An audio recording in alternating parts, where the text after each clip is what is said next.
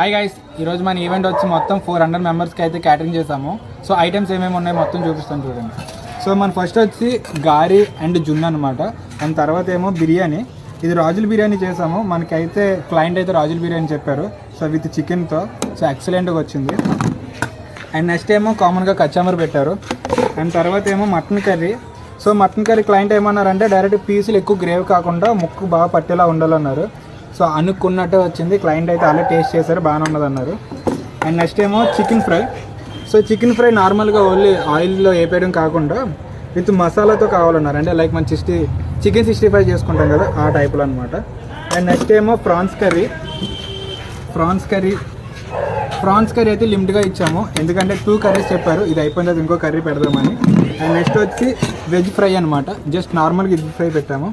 And next time veg counter ఉంది, అది కూడా చూపిస్తుంటాను. సో ఇప్పుడు చూసిన అన్ని నాన్ వెజ్ అనమాట.